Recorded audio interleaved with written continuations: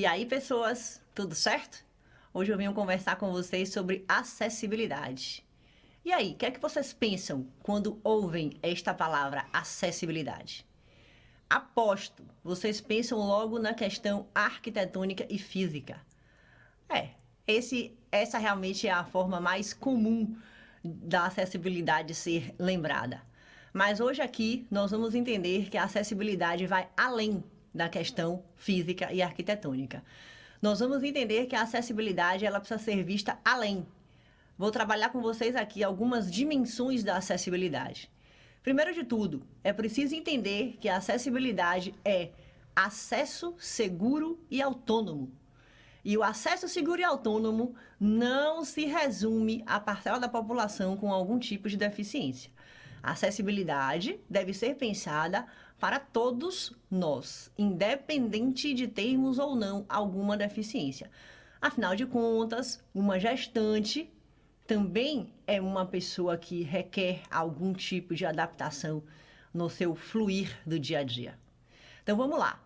A dimensão arquitetônica, a mais conhecida, óbvia, né? É aí realmente onde está as questões ligadas a adaptações físicas, rampa, corrimão, largura de porta, instalação de barras. Aí dentro da acessibilidade, dentro da dimensão, na verdade, arquitetônica da acessibilidade, a gente tem um conceito que, digamos, norteia tudo isso, que é o conceito de desenho universal.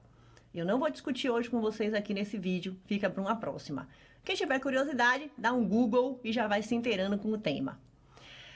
Indo adiante, a dimensão comunicacional da acessibilidade. Sim, é preciso que a gente pense na comunicação em todos os seus aspectos. É na comunicação escrita, na comunicação falada, na comunicação virtual, na comunicação sinalizada.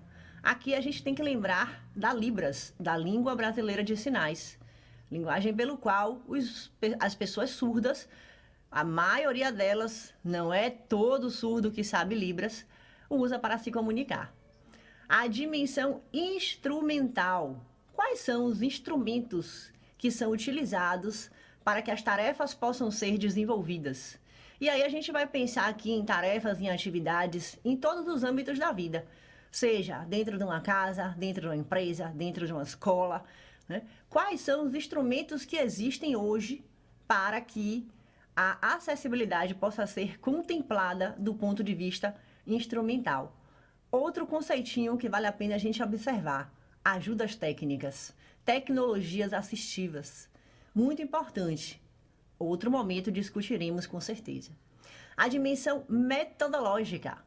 Quais são os métodos, quais são as técnicas utilizadas para que essas atividades possam ser desenvolvidas? As escolas, as empresas, os ambientes comerciais, enfim. Como é que essas atividades do dia a dia são estruturadas, elas são pensadas? Quando uma escola pensa seu currículo, quando uma escola, por exemplo, pensa em como colocar em prática esse conhecimento. As empresas, como é que as atividades são desenvolvidas, o operacional daquilo, como é que toda essa questão é colocada em prática. Isso é acessibilidade. A dimensão programática, que vem aí no sentido mais, como é que eu posso dizer, subjetivo da acessibilidade, mas que tem um impacto grande nas questões objetivas. Por quê? Porque é onde aí as regras, elas são pensadas, as regras são estruturadas e colocadas em prática. E aí a gente sabe que existem aí uma série de regras que elas são veladas e que elas são tão legítimas e tão válidas quanto aquelas que são explícitas. Então, nas empresas, o que é que rege? Quais são as normas que regem aquela empresa? Nas escolas, quais são as regras? Quais são as condutas que regem o cotidiano daquela instituição? Tudo isso vem sendo pensado dentro da dimensão programática.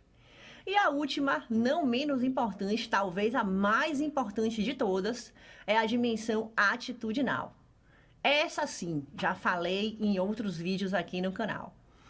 Essa diz respeito em como nós, pessoas com ou sem deficiência, lidamos no convívio diário com aquelas pessoas que são diferentes a nós.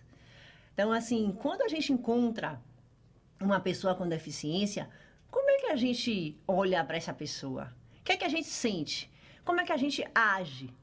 A gente se aproxima? A gente fala? Como é esse convívio?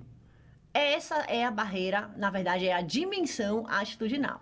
E cada dimensão dessa nos gera aí barreiras, as quais precisam ser transpostas para que a acessibilidade seja efetivamente contemplada. Então, eu queria trazer para vocês essa visão mais ampla da acessibilidade. E a partir de então, eu vou desenvolver um pouco mais esses conceitos e essas dimensões nos próximos vídeos.